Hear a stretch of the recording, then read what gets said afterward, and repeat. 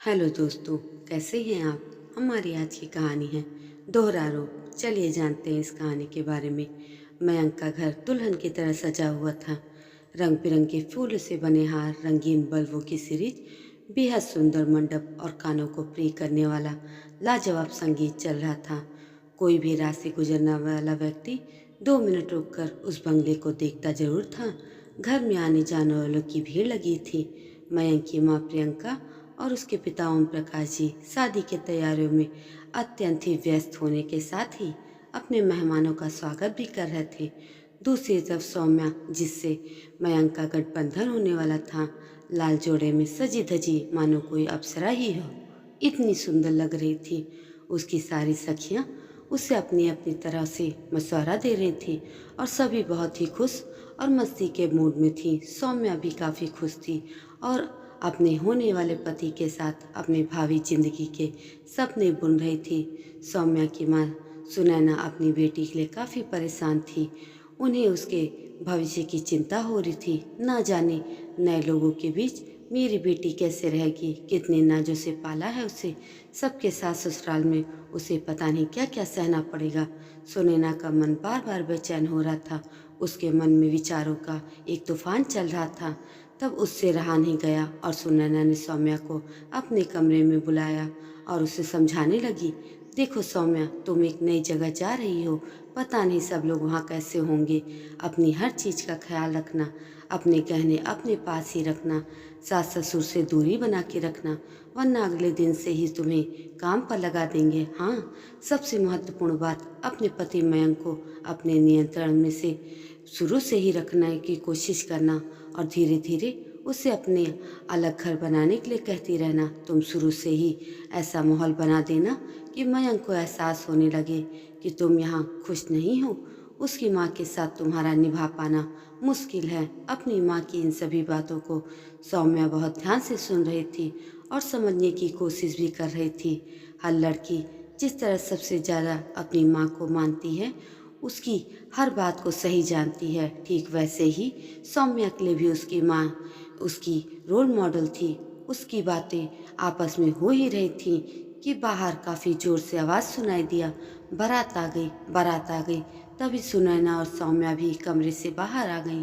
कुछ ही घंटों में मयंक और सौम्या विवाह के संबंधन में बंध गए। जीवन भर का गठबंधन दोनों के बीच बन गया। उसके बाद विदाई की बेला आ गई। सौम्या अपनी माँ और पिता के गले मिलकर भीगी पलकों से मयंक के साथ कार में जाकर बैठ गई और कार वहाँ से मयंक के घर की तरफ रवाना हो गई। सौम्या के घर पहुँचते ही प्रियंका ने जोरदार तरीके से अपनी बहू का स्वागत किया। उसके हाथों की हल्दी वाली छाप और अलता के रंगे लाल कदमों से प्रियंका ने अपने मन खुशी और प्यार से का सागर उमड़ पड़ा। सौम्या का बड़े प्यार से प्रियंका ने गृह प्रवेश करवाया। भगवान से आशीर्वाद लेने के उपरांत घर के बड़े बुजुर्गों का आशीर्वाद लेने के लिए सौम्या से कहा। शादी के उपरांत की सभी रस्में पूरी करते करते रात हो गई। मयंक की बहन और उसकी सखियों ने सौम्या को मयंक के कमरे में पहुंचाया और फिर मयंक और सौम्या हमेशा के तन मन से एक हो गए। धीरे धीरे घर में सभी मेहमान अपने घर वापस लौट गए। अब घर में सिर्फ सौम्या, मयंक और मयंक के माता पिता ही रह गए। सौम्या का सभी लोग बेहद ख्याल रखते थे। प्रियंका तो सौम्या को अपनी बेटी की तरह रखती थी। उसे प्यार से यहाँ सभी सोनू कहकर बुलाते थे। सौम्या हैरान थी। उसे बार बार अपने माँ के शब्द याद आ रहे थे, पर कैसे कैसे यह सब का शुरू करूं, वो अपने मन में सोच ही रही थी। इसी उधेड़बुन में सौम्या कुछ परेशान रहने लगी। यहाँ इतना प्यार मिल रहा था कि गलती निकालने का कोई अवसर ही उसे नहीं मिल पा रहा था। कुछ दिन यूं ही बीत गए और फिर धीरे धीरे सौम्या ने मयंक से महंगी महंगी चीज़ों की फरमाइश शुरू कर दी। मयंक सौम्या की हर फरमाइश पूरी कर देता था। हीरे का सेट भी मयंक ने उसे पहली रात को ही गिफ्ट कर दिया था। लेकिन सौम्या की फरमाइश दिन प्रतिदिन बढ़ती जा रही थी। एक दिन सौम्या ने अपनी सास प्रियंका से कहा, माँ जी, मुझे आपका सोने का हार व कंगन बहुत पसंद है। उसके इतना कहते ही प्रियंका ने उसे कहा, सोनू 2 मिनट रुको। फिर तुरंत ही प्रियंका अपना सोने का सेट लेकर आ गई और सौम्या को देते हुए बोली, तुमने तो बेटा मेरी मुश्किल ही आसान कर दी। मैं कब से सोच रही थी कि तुम्हें क्या दूँ। यह लो, अभी शादी के वक्त ही लिया है। एक बार भी सौम्या दंग रह गई। उसे बिल्कुल भी उम्मीद नहीं थी कि उसके मांगने से ही प्रियंका जी उसे इतना कीमती तोहफा दे देंगी, लेकिन कोई बड़ा कारण न मिलने के बावजूद भी अब सौम्या ने मयंक से बोलना शुरू कर दिया।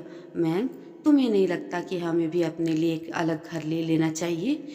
सौम्या की बात सुनकर मयंक गुस्सा जाता है और उसे डांट देता है। अब सौम्या का मौका मिल जाता है और वह गुस्सा कर अपने घर चली जाती है। वह मयंक से कहती है कि अपने माँ बाप से अलग हो जाए या उसे तलाक दे दे। इसी बीच सौम्या के भाई की शादी भी तय हो गई और धूमधाम से उसके भाई की शादी हो गई।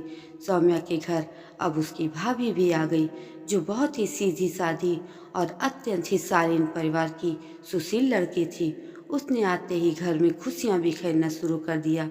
वह सौम्या से सुनैना से बेहद प्यार और सम्मान के साथ पेश आती थी।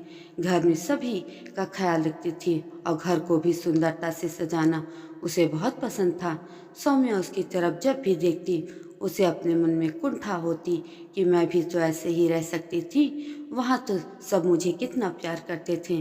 खैर, धीरे धीरे वक्त बीतता गया। सौम्या ने सोचा, अभी तो शुरुआत ही है, 1-2 महीने में जरूर भाभी अलग होना चाहेंगी और माँ उन्हें प्यार से अलग भी कर देंगी। फिर एक दिन सौम्या ने अपनी माँ से पूछ ही लिया, माँ, भैया भाभी अलग रहने कब जाएंगी? यह सुनते ही सुनैना का क्रोध 7वें आसमान पर था। क्या क्या कहा सोनू तुमने? तुम्हें शर्म आनी चाहिए। तुमने ऐसा सोचा भी कैसा? देखा नहीं हम लोग कितने प्यार से रहते हैं, और तुमने हमारे बीच में भी नहीं सोचा हम दोनों पति पत्नी अकेले कैसे रहेंगे?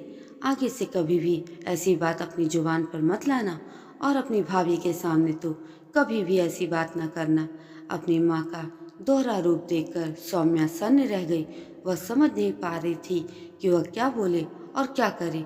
दूसरे दिन सुबह सुबह उसने तलाक के कागज निकालकर अपनी माँ को दिए और कहा, माँ, इन्हें जला देना। सुनैना चौंक गई और बोली, यह क्या बोल रही हो सौम्या? मैं जो भी कुछ कर रही हूँ तुम्हारे भले के लिए ही तो है। चुप रहो माँ, मुझे अपना भला अब खुद ही करना होगा। और सौम्या ने अपना सूटकेस, जो उसने रात को ही भर लिया था, उसे लेकर वह निकल गई। उसकी माँ उसे जाते हुए देखती रह गई, लेकिन शायद वह समझ गई थी, इसलिए न कुछ कह सकी और न ही उसे रोक सकी। सौम्या अपने असली घर पहुंच गई और जैसे ही बेल बजाने के लिए हाथ उठाया, उसे अंदर से कुछ आवाज आई। तब उसका हाथ वहीं रुक गया। प्रियंका जी और मयंक के बीच बातचीत हो रही थी। प्रियंका जी मयंक को समझा रही थी, मयंक बेटा, नाराज मत हो। सोनू में अभी बचपना है, देखना उसे एक न एक दिन अपनी गलती का एहसास जरूर होगा और वह वापस भी आ जाएगी। हमारे परिवार की बेटी है, हमारी जान है वह। हमारे घर के दरवाजे उसके लिए हमेशा खुले रहेंगे और दिल के दरवाजे भी। रिश्ते को तोड़ने में नहीं, हमेशा जोड़ने में विश्वास रखना चाहिए। मयंक बेटा, हमारे देश में बेटियों को कोख में ही मार डालते हैं या कभी कभी तो पैदा होते ही हत्या कर देते हैं। एक बार बेटी तब मरती है और एक बार बेटी को बहू बनाकर ससुराल वाले मार डालते हैं। बेटी को मायके और ससुराल में मारने वालों की कमी नहीं है, लेकिन मुझे मेरी बेटी का इंतजार रहेगा। उसके आलता वाले लाल पाँव की छाप और हल्दी वाले हाथों की छाप आज भी मेरी आंखों के सामने आ जाती है। मयंक, वह बहुत ही अच्छी लड़की है, देखना वह वापस अवश्य आएगी और अपना रिश्ता निभाएगी। यह रिश्ता हमने जीवन भर के लिए किया है। छोटे मोटे उतार चढ़ाव और बाधाएं तो जीवन में आती ही रहती है। जो इन बाधाओं से निपटकर आगे बढ़ते हैं, उन्हीं के रिश्ते हमेशा कायम रहते हैं। बेटा, खून का नहीं, यह रिश्ता है प्यार का। इतने में बाहर से फूट फूट कर रोने की आवाज़ आती है। सौम्या डोरबेल नहीं बजा पाती है।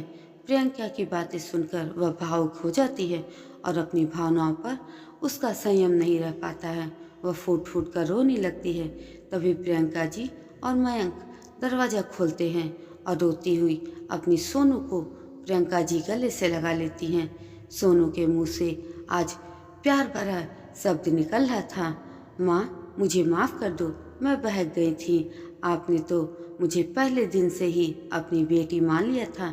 मैंने ही इस रिश्ते को समझने में वक्त लगा दिया। किंतु आपने इस रिश्ते की गरिमा बढ़ा दिया। दोस्तों, ये कहानी आपको कैसी लगी कमेंट करके ज़रूर बताएं और ऐसी ही अन्य कहानियों के लिए मेरे चैनल को सब्सक्राइब जरूर करें। धन्यवाद।